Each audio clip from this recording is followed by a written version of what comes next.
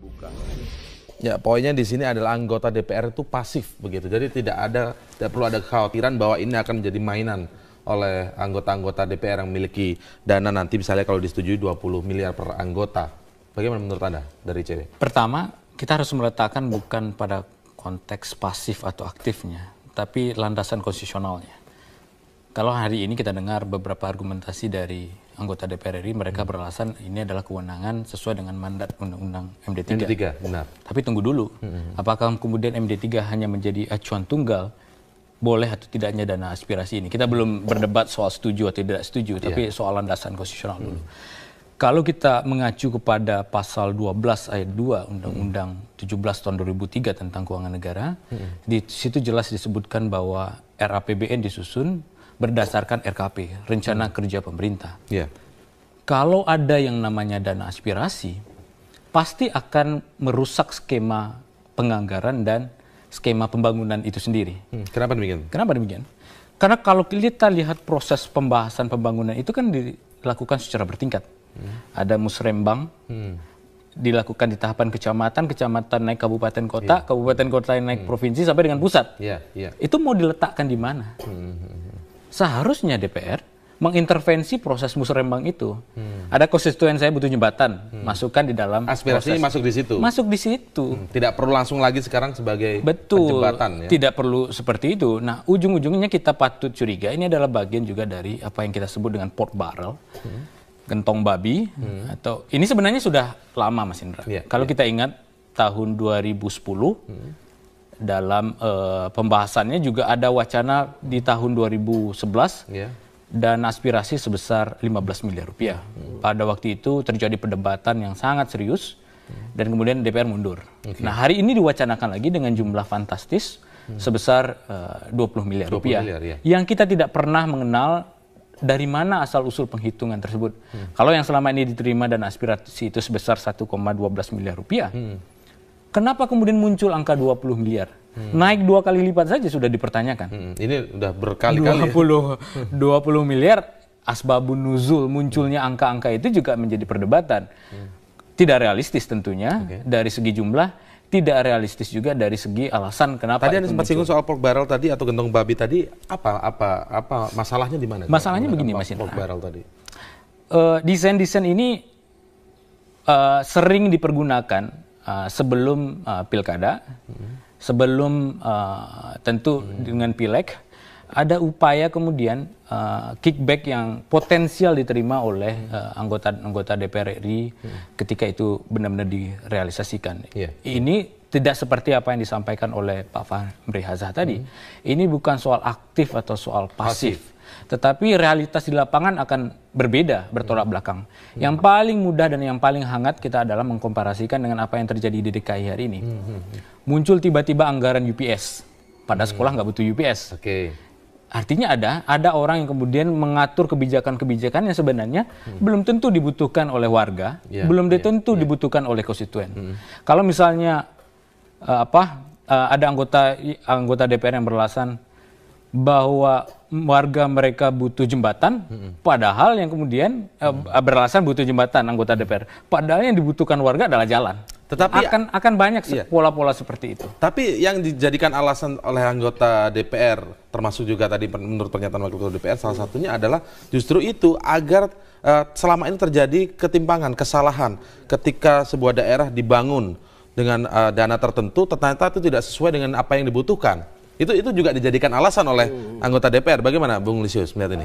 Saya kira DPR dengan kepentingan yang sampai sekarang kita belum ketahui apa itu, bisa kemudian membuat banyak sekali rasionalisasi. Karena dana aspirasi ini sebenarnya seperti yang Donald tadi katakan itu sudah pernah diusulkan di periode lalu, gagal karena kemudian diprotes publik. Sekarang mereka usulkan lagi. Jadi kelihatannya ini untuk DPR menjadi sangat penting, walaupun mereka sendiri gagal menjelaskan sebenarnya urgensi dana aspirasi ini untuk apa.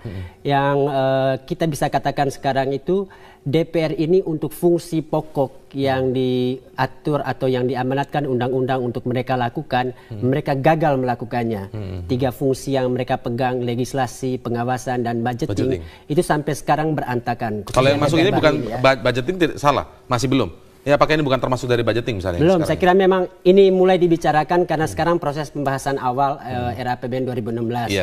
Dan justru di situ kita sesalkan juga bagaimana mungkin DPR yang mesti memikirkan pembangunan seluruh Indonesia tiba-tiba malah membahas sesuatu yang terkait dengan kepentingan mereka sendiri di tahap paling awal. Jadi ini juga menunjukkan bagaimana sebenarnya konsistensi DPR menjadi wakil dari seluruh rakyat Indonesia untuk memikirkan hal yang lebih besar, bukan sekedar kepentingan mereka sendiri. Salah satu pernyataan atau jawaban dari DPR adalah selama ini perencanaan anggaran itu terlalu sentralistik sehingga apa yang dilakukan atau diusulkan sekarang ini adalah suatu bentuk terobosan dan mengetahui sendiri dari apa yang dibutuhkan oleh masyarakat karena DPR mewakili daerah pemilihan atau dapilnya. Nanti kita akan mengulasnya lagi, tetaplah bersama kami di Prime Time News.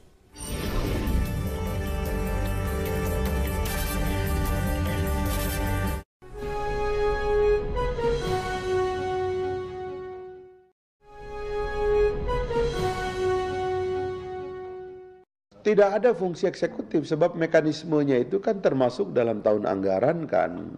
Kalau Anda lihat itu pemerintah mengajukan proposal, ya kan. Inilah undang-undang yang hanya proposalnya datang dari pemerintah.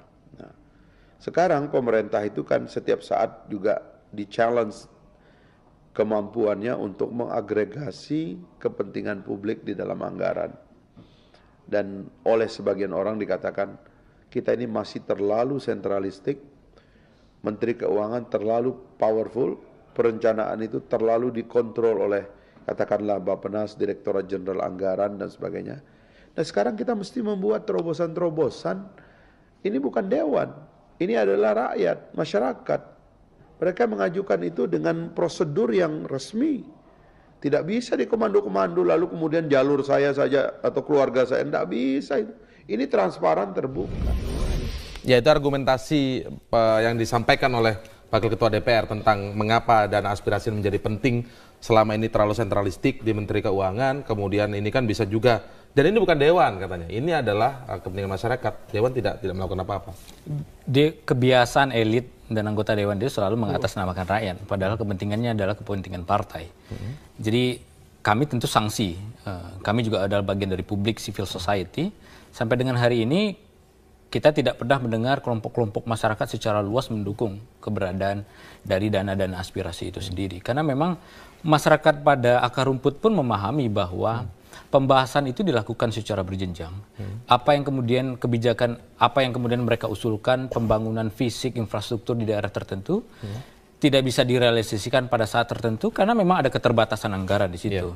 Atau memang kebijakan pemerintah tidak berada pada wilayah itu.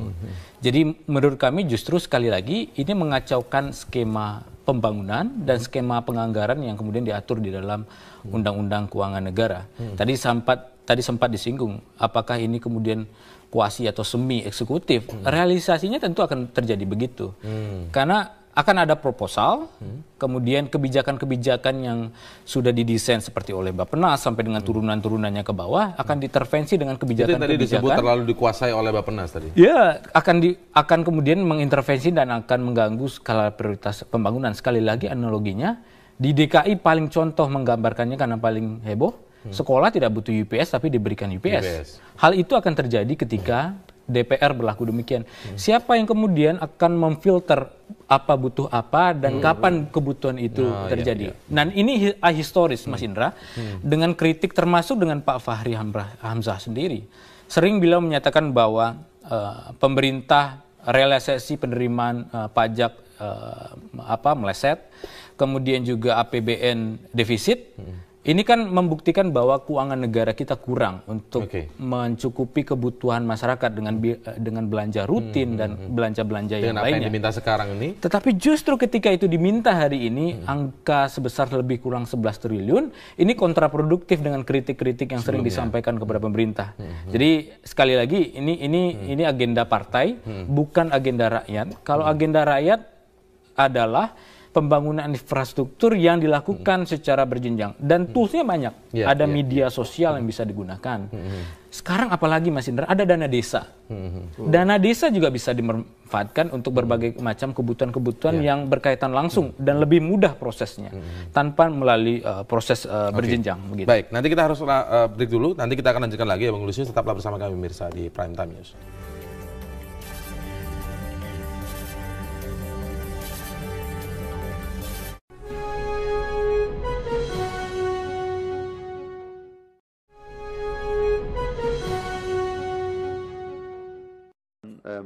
Sedang membahas sistemnya itu dengan BPKP, dengan BPK, dengan Kementerian Keuangan, dengan Kementerian Desa dan tentu Kementerian Dalam Negeri dan sebagainya. Ini sedang tentunya dicari ya formulasi yang paling tepat sehingga betul-betul ini adalah basisnya aspirasi, bukan merupakan keinginan dewan.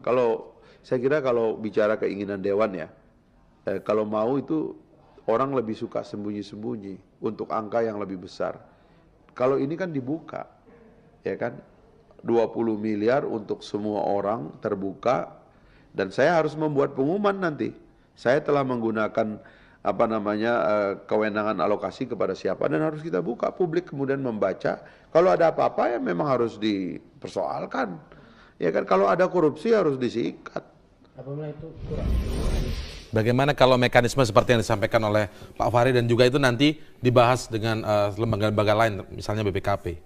Saya kira DPR seperti yang dikatakan oleh Pak Fahri tadi memang belum menemukan atau menyepakati mekanisme seperti apa gitu ya. Tapi dia sudah mulai menyebut beberapa hal tadi, soal misalnya masyarakat bisa mengajukan proposal ke anggota DPR, lalu DPR mengusulkannya ke kementerian dan lain sebagainya, kemudian dana cair lalu alokasikan ke daerah. Gitu. Ya, dan membuat pengumuman kalau kepada publik secara terbuka. Ya, untuk agar dana aspirasi ini didukung, memang Pak Fahri punya kepentingan untuk mengungkapkan hal-hal baik. Tapi DPR yang sekarang ini, DPR yang saya kira masih sulit dipercaya. Ini bukan hanya perkataan saya, tapi berbagai survei mengatakan bahwa lembaga DPR kita saat ini sangat rendah mendapat kepercayaan dari publik. Dan DPR seperti ini yang kemudian menginginkan supaya didukung oleh publik terkait dengan rencana mereka untuk menggolkan dana aspirasi ini. Jadi ini saya kira rencana yang kontraproduktif yang ditunjukkan oleh DPR. Di satu sisi mereka mengalami tingkat kepercayaan yang sangat rendah dari publik. Di sisi lain mereka seolah-olah mendapat kepercayaan yang begitu besar dari publik sehingga merasa punya hak atau punya kepercayaan untuk menggolkan dana aspirasi dalam jumlah yang begitu besar. Jadi saya tetap melihat Pak Fahri tidak sedang ngomong tentang realitas yang sesungguhnya, tapi dia sedang berwacana seolah-olah semuanya baik-baik saja. Berarti ini tapi masih pada saat yang sama, dia sedang menyembunyikan ada maksud tersembunyi dari apa yang mereka rencanakan terkait dengan dana aspirasi. Anda melihat itu ya, itu ya. Oke, bagaimana kalau soal mekanisme yang tadi disebutkan oleh Pak Fahri? Pertama, ini kan logikanya menjadi terbalik. Tentukan besaran dulu, baru mengatur mekanisme. Seharusnya kan bagaimana mekanismenya dulu, baru kemudian kita atur besarannya. Tapi pertanyaannya yang paling sederhana kan begini, Mas. Uang 20 miliar dan kemudian 11, sekian triliun itu sih mau dialokasikan dari mana sih? Kira-kira seperti itu. APBN yang defisit, ini konsekuensinya kalau benar-benar terjadi akan memakan anggaran kementerian atau lembaga lain. Mengambil anggaran dari kementerian atau lembaga ya? Akan konsekuensinya akan begitu. Jadi ada shifting budget antara kementerian lembaga tertentu dikurangi dan kemudian itu beralih kepada anggaran ini. Tapi kita berharap pemerintahan Joko Widodo menolak wacana demikian dan menginstruksikan kepada Kementerian Keuangan juga dalam hal ini Menteri Keuangan untuk tidak menyetujui dan menyepakati deal-deal politik yang demikian. Kalau misalnya tadi disebutkan ketika menggunakan anggaran itu kemudian dia mengumumkan karena uangnya juga tidak mampir ke anggota dewan langsung begitu, tidak membawa uangnya itu secara bentuk tunai ataupun bentuk lainnya. Itu lip service, transparansi, itu hanya lip service. Kalau kita lihat realitasnya, DPR banyak masuk kepada upaya-upaya memperdagangkan pengaruh, trading influence. Yang paling mudah contohnya adalah kasus WOD. WOD kan juga tidak pegang dana DPID, tapi dia mengatur kebijakan-kebijakan DPID itu sehingga kemudian ada kickback yang dia terima. Kalau tadi disampaikan transparansi segala macam, sekali lagi itu hanya lip service. Yang paling sering kita lihat adalah apa mekanisme transparansi dan pertanggungjawaban oleh anggota DPR terhadap dana reses. Itu yang paling sederhana. Apakah kemudian dana setiap anggota DPR mempublikasikan hasil dana resesnya kepada masyarakat. Yang selama ini ya. Itu yang sedikit loh, apalagi yang 20 miliar ini. Ya, oke. Baik, terakhir, apa dampaknya kalau misalnya kebijakan ini akhirnya go? Pertama, akan muncul potensi korupsi yang lebih besar. Kenapa ini momentum ini diulang lagi? Saya agak curiga DPR menghitung momentum saat KPK sedang lemah. Saat ini maksudnya? Saat sekarang ini KPK saat lemah dan kemudian membuat kebijakan-kebijakan yang rawan menjadi lahan bancakan itu bisa digolkan, dan kemudian publik juga mulai lelah melihat setiap kelakuan-kelakuan dan konflik-konflik yang terjadi di anggota DPR RI. Jadi potensinya adalah korupsi dalam skala yang masif dan itu dilakukan oleh banyak anggota DPR. Kita lihat nanti bagaimana perkembangan tentang wacana dana aspirasi 11,2 triliun atau 20 miliar per anggota DPR ini. Terima kasih. Sementara untuk pembahasannya Mas Donald Farid dan juga dari Formapi, Bung Lusius Karus. Terima kasih. Selamat.